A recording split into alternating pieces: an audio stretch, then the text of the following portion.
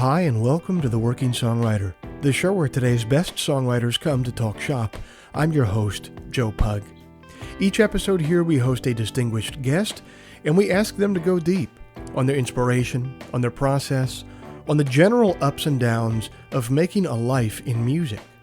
So, whether you're a grizzled veteran, meticulously cross-checking all of the per diem receipts that your tour manager handed you, or else a scrappy upstart, writing off half of your studio apartment as your quote-unquote office, this is your show, because ultimately it is what every writer seeks most, an ironclad excuse to put off actually writing.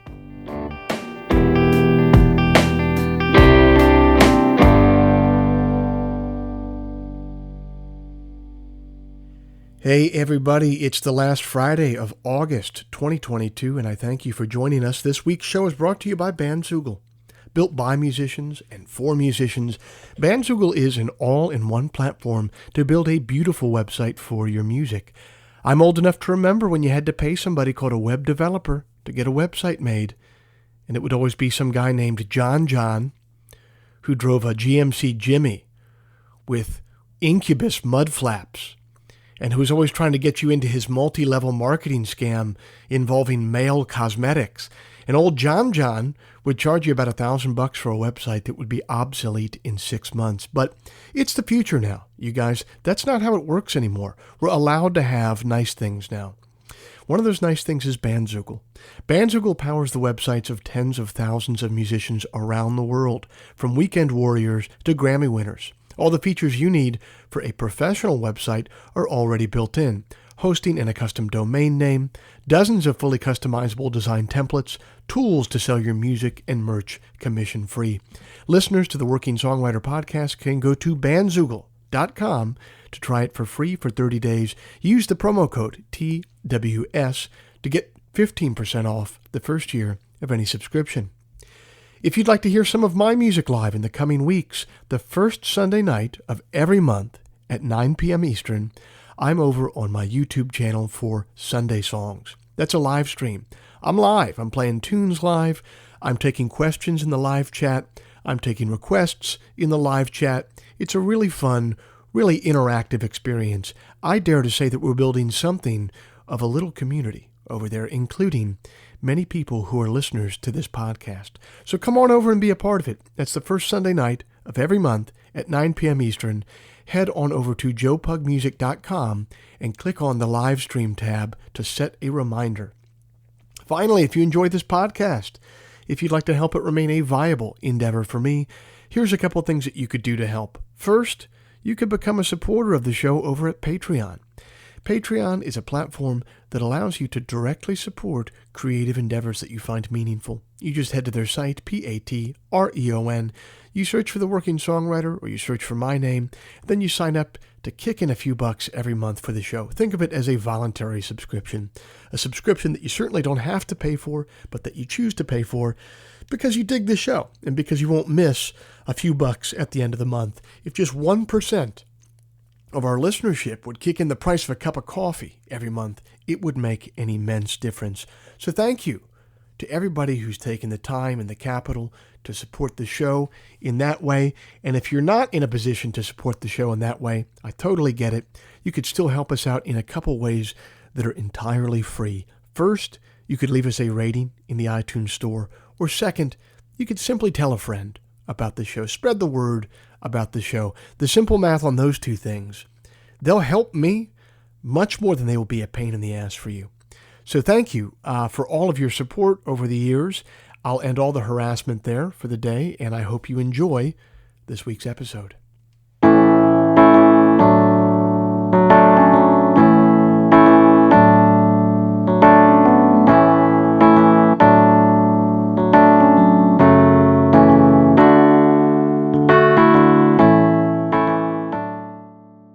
Our guest this week is one of the founding members of a Texas band that has made a huge national footprint.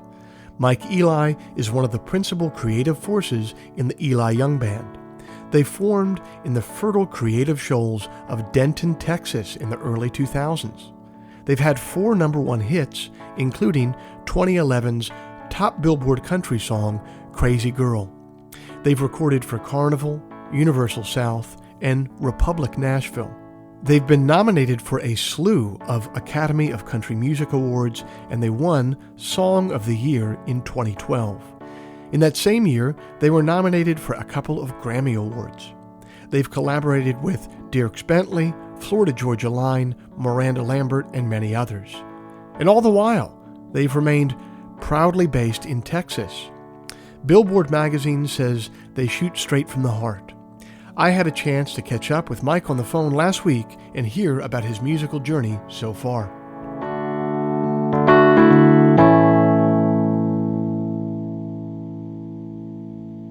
Mike Eli of the Eli Young Band, thanks so much for being a part of the Working Songwriter podcast. You obviously founded the band at the University of North Texas in Denton, but I'd like to start a little bit before then. When did you first get introduced to music, and what did it look like in your household growing up? It was always important. I think my parents always loved music. My mom was loved to sing, and my dad, he was a constant traveler. He would drive trucks. He was always in his car. I mean, he was one of those things like, he still had an 8-track player in his truck. So it was like, yeah. It was one of those things that it was important in our house. But neither of my parents were really into the creative part of it. And so I kind of developed a love for it on my own in a way, as far as wanting to be on the creative side. But my parents definitely always loved music. What was one of the first things musically that kind of touched you that wasn't your parents' music, but was your own thing? Yeah, man, that's it's tough because I was so influenced by the country music that my dad loved. I think that my own thing came from Springsteen. When I kind of branched out of maybe what was, as far as what we listened to on pop radio and rock radio that was normal mainstream at the time, and then my dad's country music. I think that it was more Springsteen was one of the ones where I went off to the right a little bit to say, like, or to the side to say, maybe that's kind of the route I want to take as far as performance type stuff, like. Springsteen is so great in that sense, especially for young people getting into it, because he definitely had that cup of coffee with huge mainstream success with like Dancing in the Dark, Born in the USA and all that. But then the roots, as you're kind of alluding to, like to you, it was like a left turn off the main tributary, right? Because he also has that below, with all those types of records, The River, Darkness on the Edge of Town, all that type of stuff. Yeah. I mean, it was one of those things that having some mainstream success, but then also being able to really experiment with who you are and what you want to say and how you want some of your records to sound. Us musicians, we get bored pretty easily, especially with ourselves. And so I think that you see a lot of that in Springsteen and his artistry and creativity, When did music look like something for you that you weren't just going to listen to and be a fan of, but that you were going to start participating in? I think that I always wanted to. When I was younger, it was the dawn of MTV and CMT and all the music video stuff, and so there was so much performance that you were witnessing. I think that for me, I grew up kind of in the Houston area of Texas, and so a lot of the concerts that I experienced when I was younger were all at the Houston Rodeo, where it's like, it's not the same type of concert experience, say, that you have at an amphitheater or anything like that. So all my younger years of understanding performance were from miles away and the Astrodome or something, and so I think watching MTV and CMT and seeing kind of these up close, more personal performances, I think that was, I want that. I want to be able Right. to perform. And I think that I was such an introvert, and I kind of still am. I'm an introvert trying to be an extrovert. I think that introvert in me wanted to be that guy on that stage and performing. You must have taken something though from the get from the rodeo circuit there. I mean, because I have a fair amount of people come on the show and say, "Man, I was really influenced by MTV and this, that, and the other." I think you're the first out of 175 guests that have come on and been like, "I saw a lot of music at rodeos growing up." Yeah, I mean, it really was. I think that, I it was the experience was, um, when you could see an artist that could make you feel the intimacy in such a huge place, like that is really the test to the longevity of some of the biggest artists, that can sit there in a stadium and they can make everyone feel like they're right there with them. And like I remember seeing Garth Brooks at the Houston Rodeo in Texas, and um, I mean it felt like the biggest show on earth. I mean, he flies in, he's connected to the roof, and I mean it's just one of those experiences that just felt like um, something that every kid wants to be a part of. But I think that a lot of times, learning how to perform on a rotating stage probably sets you up for some, being a little bit flexible, I guess. That's yeah, that's the charitable way to put it. I'm sure. I mean, it's a tough learning curve. I'm Yeah. sure. So you get to university in Denton, Texas. There is a lot of different university towns have notable music scenes. What's really cool about Denton is I feel like it had a couple. It had like one foot in the red dirt world, and then also one foot in this kind of weird, kind of cult Americana bands like Centromatic, bands like Lift to Experience coming out of there. What did you find on the ground music scene wise when you arrived in Denton? The great thing about Denton was it was so eclectic, and there was so much to experience. I know us as musicians. I mean, there were just so many of us in one area. I mean, we were friends with the Bowling for Soup guys because they lived down the street from us. And like, I mean, it's just one of those things that you can't help but be influenced by what you're around. And so, early in our early days, we were playing the Whiskey Town stuff and the Sunvolt stuff, and that was what we really, really were loving in college. I mean that, Yeah. and then obviously the Red Dirt scene. We were such a big part of the Texas Red Dirt scene, and so we were listening to a ton of Jack Ingram and Radney Foster and Chris Knight and Cross Canadian and Reckless Kelly and obviously like Robert O'Keen, and really taking that stuff and then also doing the Sunvolt and Whiskey Town Americana thing. And there was just so much, nourishment that you could get out of that kind of music. And so being in Denton, you had access to going to some shows that if you were in, I don't know, pick whatever college town you want to think Yeah. of that doesn't have an eclectic scene like that. It's just fertile ground for being able to find who you are musically. How did you start getting the band off the ground? Do you remember some of the early gigs and when you guys first started to get traction? That was the good thing about Denton too, is that there were so many places to play.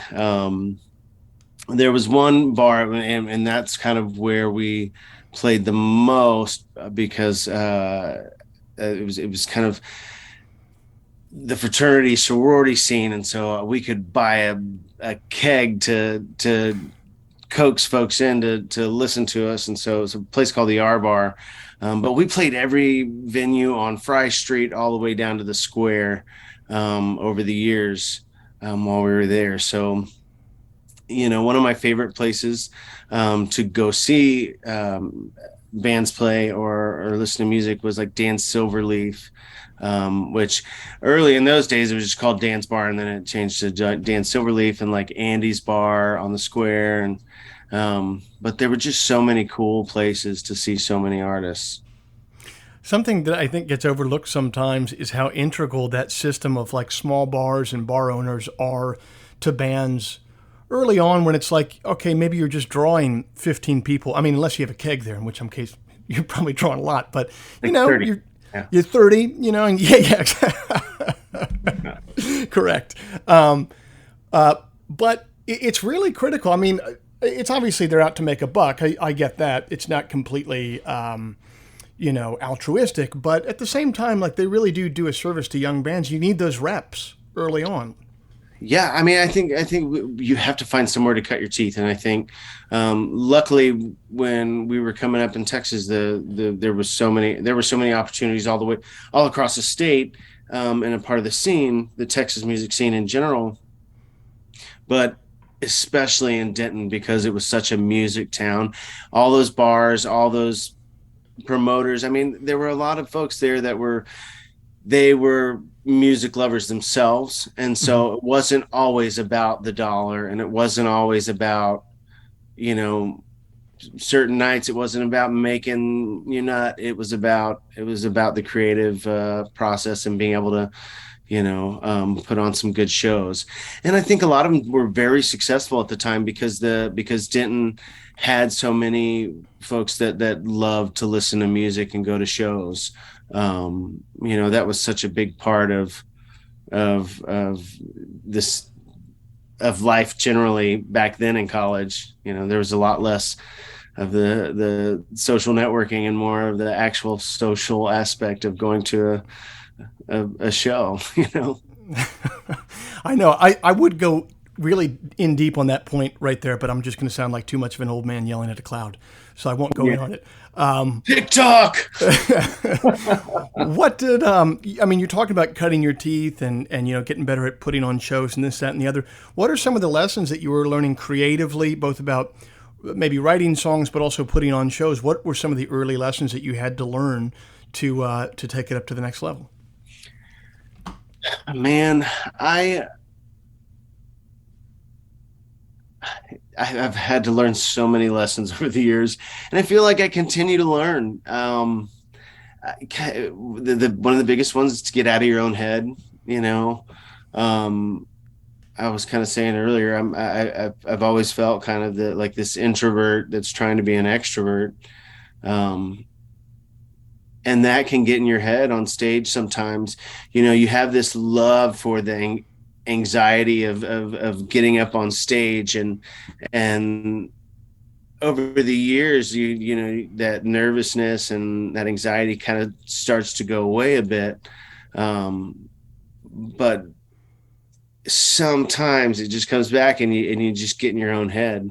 And it's really, really tough, like to say stop. It's like that moment when you're trying to go to sleep, and it's like, okay, stop thinking about, you're thinking about this, like one of those Yeah. things. And that can you keep going in that vicious circle. And then before you know it, the song that you were playing is over, and you kind of forgot to be in the song. And so that was a big lesson for me. And I think that treating every audience, no matter the size, the same, with the same performance level. I think it's hard to forget that. I mean, hard to remember that. You forget that everyone is, if it's 10 people, or if it's 500 people, or if it's 45,000 people, you want to give them the same intensity, and that's hard to remember. And I think I still try to remind myself of that, no matter what size crowd you're playing in front of, especially coming out of COVID. It was kind of an interesting moment. We're nervous as all get out because we'd never taken that much time off. Yeah. And so coming back and getting back up on stage was nerve wracking. And so going to different places with different size crowds, you kind of have to remind yourself to give them that same performance. Yeah. Yeah. Don't judge me on my numbers during the Delta wave. That's what I would ask every promoter in the world. Yeah. Yeah. But I mean, that is both an act of respect for the audience that did show up, but it's also, it has to do with your own dignity on stage as well. I think we've all seen people, and we maybe have done it ourselves, where we phone it in, where there's a smaller crowd, and that is beneath the dignity of the performer. Whereas when you see someone kill it to a half full room or a quarter full room, like, they managed to retain their dignity as it went through, and you want to go see them again the next time, you know? Yeah, I mean, it's really tough to remember like that. Like, that there are some folks that see that as an opportunity. And, I remember seeing, God, who was it? It was an acoustic show at Dan Silverleaf, and there were, I think it was a Chris Knight or somebody like that, Mm-hmm. and something had happened and it got rescheduled, and then only like half the folks really showed up. So there were like less than 100 of us there watching him play acoustic, and it was one of the most memorable nights of my life. Like, being able to see him play some of those songs acoustic, just him with just a few of us, and the way that he was talking to us was just so. And as a performer, as you go on with your career, it's tough to remember that. And I think I still have to remind myself to be in that. But this is the proof in the pudding right here. He could have phoned that show in and it would have been understandable to a certain degree. Instead, he didn't. And here you are, a decade later or whatever, talking to somebody about it and how memorable it was. It like lives on. It perpetuates a life of its own. Yeah. No, it was an incredible night. And I think that it's good to remember that.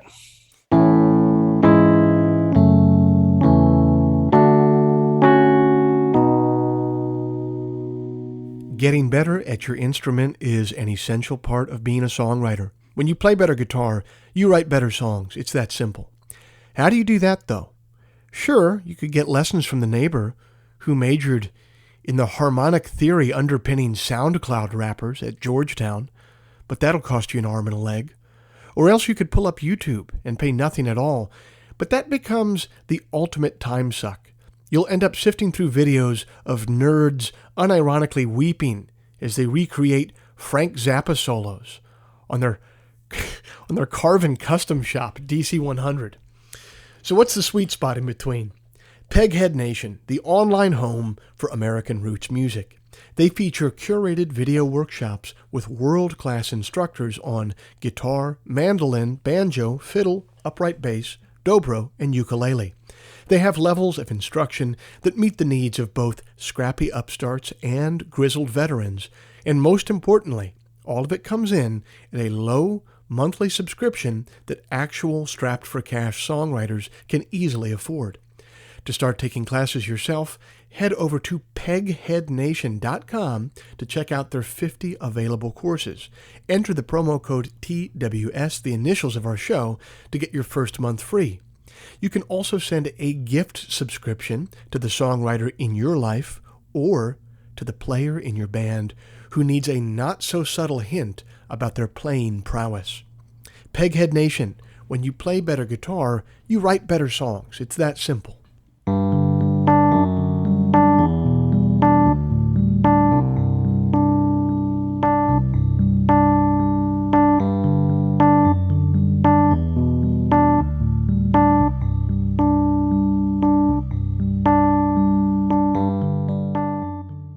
I love the way that the Eli Young Band has managed to use the parts of the Nashville apparatus that work for them, but still retain their authenticity.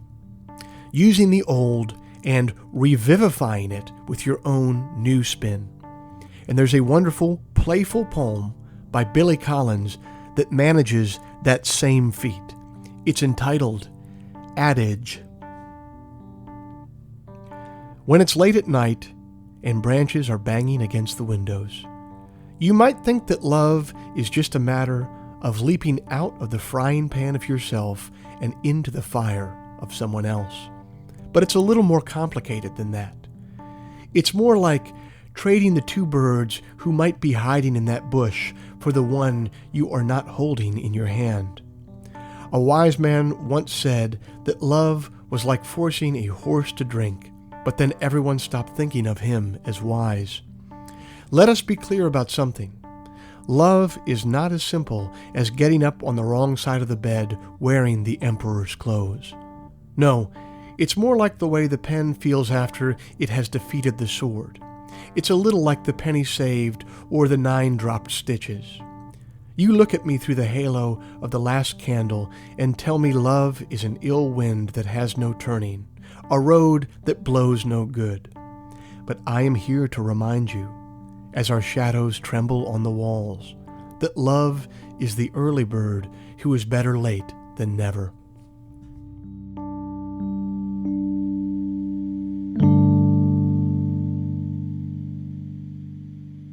It seems like to me, reading over the whole arc of your career, and I could be wrong here and you could correct me, but it seems like you guys took a real turn when you end up with Frank Liddell's Operation Carnival Music up in Nashville. That's when things would start to become, it seems like, a little bit more on a national scale, maybe a little bit more professional for you guys. How was that the case, first of all? And second of all, how did that come to be? And how was your working relationship with something outside of Texas? Well, it was great because Frank had, I mean, he was from Texas, like his wife Liam Womack is from Texas. Like their whole way of thinking was very Texas music scene esque, and so I think that at the time he was slated to produce Miranda's records, Miranda Lambert, and so we had opened a show and he saw us play, and that was kind of the start of our relationship with him. And I mean, it was pivotal. I mean, it really changed everything for us. We went from this little band in Texas doing a bunch of dive shows to having an opportunity to get our music out there a little bit more. And so he had set up Carnival Recording and was helping us get some of our early music distributed, like with When It Rains and our Level record. And all that. And it wasn't until Jet Black and Jealous when we started making that record before we signed a record deal. We started making that with him and Mike Rucky, and that was the first opportunity to actually, step it up a bit. And that's actually when we signed our first record deal, and then we finished that album. And it was kind of, I wouldn't say it was easy coasting from there because we had a long road before we ever had a number one after that. But Frank was kind of our bridge to being able to do something nationally versus just playing around Texas. Well, then talk to me specifically about the making of that record, Jet Black and Jealous, that you're doing with Frank. What are you learning creatively at that point? What are you learning about songwriting, picking songs, recording in the studio, picking players, getting things done? What are you learning creatively at that point? Well, I mean, that was all a new thing for us because Level was one of those albums you had all this time to, just create songs that you just think that you like, and it wasn't in any there was no thinking about could this be commercially viable, Right. and so we started making Jet Black and Jealous in that way when we first started writing it. And then when we got into the studio, I mean, that was kind of we made Level in Denton, Texas at Panhandle, but Jet Black and Jealous was the first time that we worked in a studio in Nashville. And so it really wasn't that different because Panhandle House in Denton is an incredible studio and it's top notch. And it wasn't that different. And I think it had a lot to do with our producers really picking a studio that felt like there was not a whole lot of pressure. But I also, we learned a lot about opening up, about bringing in other musicians, because it's not just, us four. We were always that, had this idea of, this garage band against the world kind of mentality that most of us bands had at the time, and so going into the studio with Jet Black and Jealous, it was that idea of opening up to having other musicians, because Nashville obviously has some of the best musicians in the world there, and that's intimidating when you're still learning your craft at that point. We're in our early 20s, Yeah. still figuring things out at that point. How did you deal with those feelings of intimidation? Because like a lot of people would just kind of shut down at that point and say, "Hey, we got a good thing going in Texas. I know how to do that. You don't talk to me." It's kind of like a defense mechanism. How did you not fall into that trap? I don't know. I think the four of us, that's one of the reasons maybe we've stayed together for so long, and why we actually still like each other, Hmm. is that we try to be honest, and we try to really listen to each other. So I think that our relationship with each other helped in the moment of where maybe one of us started to sink into that, or we never really let that happen. Hmm. And we tried to be open, and to let, I mean, the moment you close yourself off, you lose opportunity. And so we tried to to continue doing that, but also without losing any type of our inner credibility, Right. and it's not necessarily credibility with the outside world. It was really just with us, whatever we felt comfortable with, that we felt like would still be us. And so being able to have some of those musicians in the studio with us, I'm really glad we didn't shut down, like you said. Yeah. Well, and I find, musicians that end up making a career of it, you can't make a career of it if you're a purist on one side, which is when I come in, my authenticity is it. We're not adding anything else. You can't do that. Right. But you can't be a purist on the other side that once you get in, you're like, whatever kind of monkey suit I got to wear for the audience to like me, I'm going to freaking do it, man. You know what I mean? Like, there Yeah. has to be some amount of nuance about what is core, about what makes you authentic and individual, and what is something that can be improved on, that is not core, that can change. Yeah. Well, and I also think that that's also surrounding yourself with the right people, producer wise. I think especially in those early days, Mike Rucky and Frank Liddell, there's no telling how much of our crap they had to actually fix back then. I'm sure it was a lot. But it's one of those things that I think that surrounding yourself with the right people that can tell you, hey, this is enough, or don't go too far here. Again, we had a lot of those. We had a lot of those conversations, and most of those actually started taking place on the later records. Jet Black and Jealous. There was just so much freedom with it early on, because we were still developing who we were at that point. I don't think that we really found ourselves until, like, completely, until our Life at Best record. I Oh, think okay. that was where we really said, okay, I think we really know who we are now.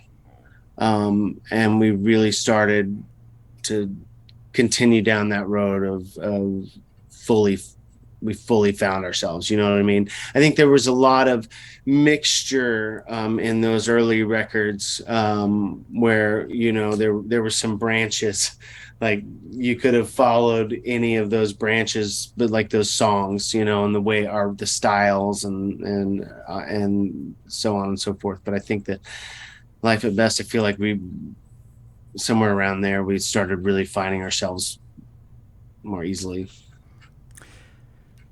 The first song of yours that really broke you on to, you'd already been on the national stage, but that really broke you guys. I mean, it was literally, a number one hit, goes platinum, even if it breaks your heart. What does it feel like as that song, no pun intended, is breaking? You know what I mean? Like, does it start to feel, at what point do you notice something is different about this song than other ones that you've released in the past? Can you kind of talk about what it felt like to see a song ascend like that? That song was such a passion song for us. Um, we didn't write that song. It was an Eric Pasley and Will Hogue song. And we had heard their version of that song and loved it, with no intention of wanting to record a version of it. Um, and then we were talking with one of the A&R guys at the label that was prior to the new label that released Life at Best. We were talking to him about that song, and he's like, you should just go in and cut it. And I was like, well, I mean, is that possible? Because I mean, we would do it in a second. And it was one of those things that when we put it on the record, we felt like we were going to put it on there for us Right. and not for any kind of possibility of having mainstream success, because that was not what was on the radio at the time, Mm-hmm. and so there was so much passion on our side from it. And so when we had Crazy Girl went number one, and then they started talking about following it up, and somebody said, all signs are pointing to Breaks Your Heart being the choice. And we were like, really? And it was really one of those moments. It almost made you super nervous because you felt so passionate about it and so behind it, and it was so much of a greedy, you felt like it was a selfish, greedy thing to put it on the record. It Right. was all for me, not for anyone Mm-hmm. else. And so the fact that they were wanting to release it was a big deal. But it took a long time to get there. And so I'll be honest, it was a little bit of a nerve-wracking thing because we wanted that song to go so bad. Mm-hmm. We wanted it to go all the way. Um, that it was really a nerve-wracking time and a very stressful time. And so, but that was a good one to win. It felt good. Yeah. But now take a step back because I guess I was wrong. So Crazy Girl broke before that. Yes, That that's was your right. first. So what did that feel like to see that song kind of ascend in a way that was different than albums before? Well, that one was neat because that was our first experience to have a song um be the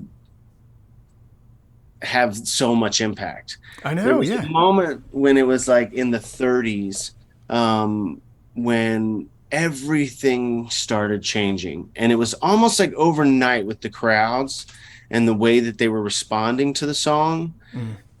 When they start singing that song, and you have to adjust everything because you can't hear what you're singing, and experiencing that for the first time on the level of, at that point we were moving up to playing larger venues, and we were, it was a moment where it was you had to make some adjustments. And but Crazy Girl and has still to this day, after having success with so much music, like Crazy Girl will still be, and will still always be one of the biggest songs we've ever had. Yeah.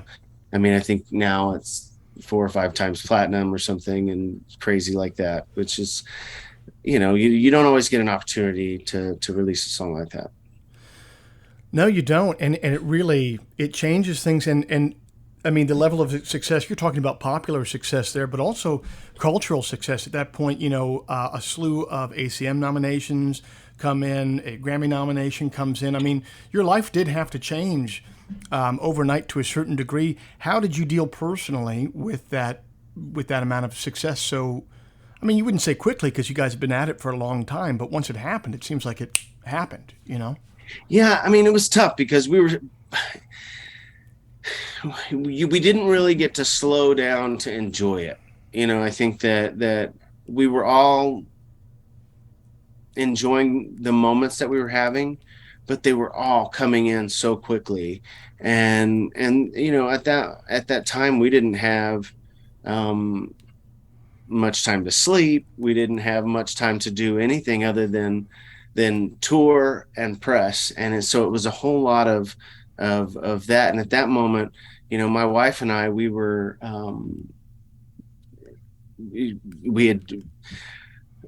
had no kids yet, but it was towards the latter part after Crazy Girl when we had our first baby. And so that was when it really started saying, you had to kind of say, all right, now we got to like pull it back a bit, because we just can't do this full tilt Yeah. all the time, every day, all night, you know, and especially when the kiddos came. And so luckily at that time we had the opportunity, like, so our wives and the kids, because we were all newly married, John and his wife, they had a baby. And Casey, my wife, and I, we had a baby. And so they were on the road with us all the time. Yeah. And so, but as our families started getting bigger, and now it's almost impossible to bring, because we've got 9 kids between the 4 of us in the band. We each have 2, and James has 3. And so it's like, that's a lot of kids to have on the road. So we do it every once in a while, but but at that time it was one of the, back to your point, it was very hard to deal with, because you had to figure out how much time is enough time to devote to the road and all that, without having any kind of personal space or life. Well, and it's also a tough call there, because you had been at it long enough to know that moments like that aren't constantly happening. So maybe you do have to scrape the gravy into the jar. Maybe you do need to consolidate gains at that time and rest later, you know? Yeah. So that would have been a tough call for sure. Yeah, and it continues to be a tough call. Every time we get the opportunity, you have to say, is this, because you never really know which opportunity is going to be the good Yeah. one, really. I mean, they sometimes they hide in plain sight, but they're still hiding, Yeah. So it's tough. It's really tough to make those decisions, because you can sit there and chase opportunities all day, every day. Um, but then you kind of lose, especially as a dad. There's a lot of time at home you lose if you're constantly chasing opportunity. But No, there is. You guys, one thing that I think you've done brilliantly over the years that not many bands have been able to do is I feel like you've been able to use the Nashville apparatus without becoming consumed by it. And I think that is it speaks to how hard it is, because I think so few people have done it. How do you think that you've managed to do that? To use what they're good at, which is scaling a good musical product. They can scale it, and they can scale it fast. But then often what ends up happening is artists just kind of become consumed by it. They kind of lose that original kernel of authenticity. I don't think that that's happened with you guys. How have you managed to walk that line? wow, I it's funny you say that, because one of the things my dad always told me was never to walk the fence line. And so maybe that has something to do with it, because it does seem like we've walked the fence line when we've really tried to stay on the outside looking in. And I don't know necessarily what the right answer to your question is, other than we just tried to stay true to ourselves and listen to each other. And I think that may have had a lot to do with us never going too far. I think it's easy to fall into a trap of, this will lead you to that next step of success. And we have had moments where we've gone too far, and we know Mm-hmm. that. Mm-hmm. We've talked about this a few times, where we made this EP. It's the Turn It On EP, which we, personally absolutely love. Spent a lot of energy and creativity on making that EP, but it was too far for our fans, and they told us that's too much. You lost too much of yourself. But it's funny, because we put so much of ourselves into it. Right. And it's hard to hear that from your fans at Mm-hmm. times. But I've said it over and over again, but we get bored with ourselves, and you want to, do something different. But I definitely think that, to your point, um, moments of going too far and being engulfed in the machine can be a little easy. I don't know how we've stayed um, where we have, but I think maybe one of the answers is just being honest with each other, the four of us. Sometimes having four heads is better. It's going to feel good when you're like 65 years old and that EP becomes like the cult favorite among fans, and you're vindicated at last. Yeah, yeah.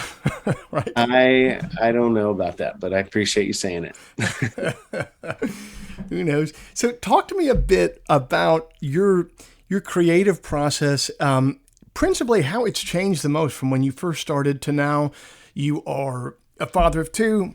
You have a whole business operation and a touring operation that has to be attended to as well. Time is finite. How has your creative approach changed in the last 10 to 15 years the most? I don't know. I think that as an artist and as a songwriter, you're constantly faced with self-doubt. There's so many songwriters in Nashville. We've always said, best song wins, and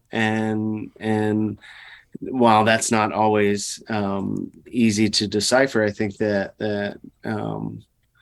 that's always kind of been the way we think about it. But at the same time, as a songwriter yourself, you try to think about trying to continue to be better and to write the best. And so self-doubt just plays such a big role in what you should fight for and what you shouldn't. And I think over the years,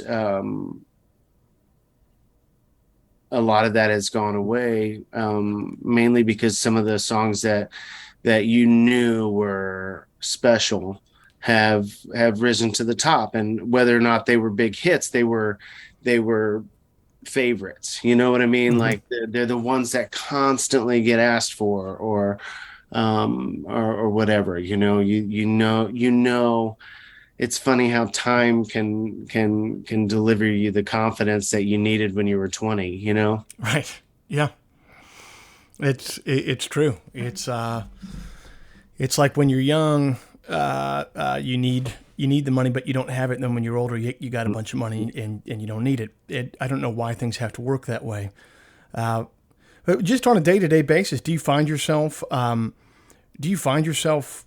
like writing like all the time in a creative practice, or is it more like, all right, well, we got a record coming up, we want it to come out 9 months from now, I got to bang out 25 songs, before that happens? How does it usually work for you? Man, I'll be honest, like it was really difficult over the years to find time to write. Because you would just, I mean, everybody's pulling you in all these different directions, especially after you have your first bit of success. You just don't have the time. And then at that time, we're also, newly married, and we've got kids on the way. And there's just it was really difficult to find that time. One of the most liberating experiences I've had creatively since we started this band was the break. Yeah, the COVID break. I mean, Yeah. we were forced to stop. We were forced to stop. Our entire career has hit the brakes, just like everyone else. And I remember thinking that this is my opportunity. And I know that so many artists had Yeah. that same thinking. But I hit the ground running. I think just in 2020 alone, I think I wrote and co-wrote like around 100 songs. Good Lord. Which is a lot for me, I think so. And then, continuing into 2021, there are just a lot of songs to pick from because we weren't touring. And so being able to just sit down and write, and then to be able to do co-writes, because we've always lived in Texas. We just never made the move to live in Nashville. And so doing co-writes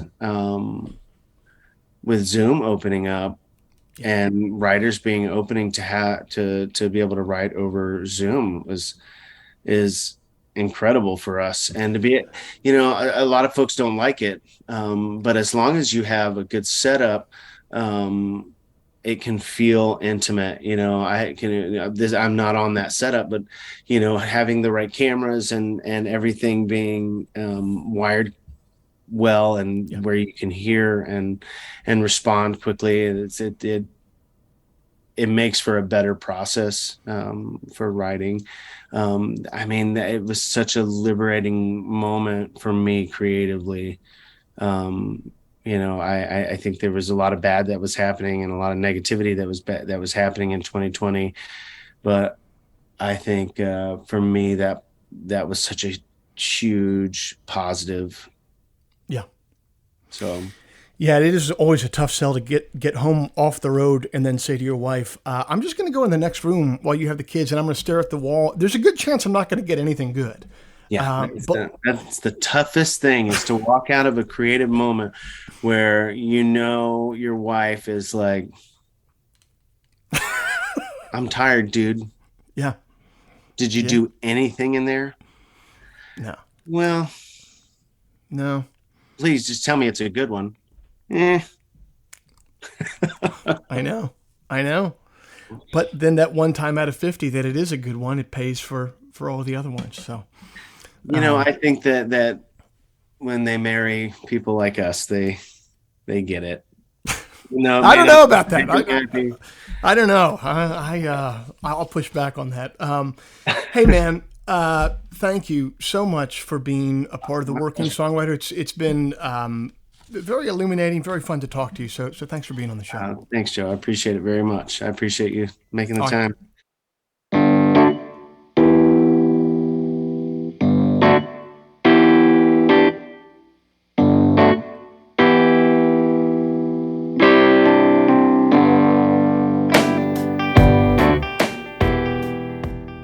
This week's show is brought to you by Bandzoogle. Built by musicians and for musicians, Bandzoogle is an all-in-one platform to build a beautiful website for your music. Use promo code TWS, the initials of our podcast, TWS, to get 15% off the first year of any subscription. Eli Young Band's latest album is entitled Love Talking, available everywhere music is sold or streamed. If before we meet again you sit down to write, please remember, an expensive drug habit is not a song, a compelling Instagram account is not a song, and most importantly, reverb is not a song. So let all that take care of itself, and for you, just keep your eye on the song.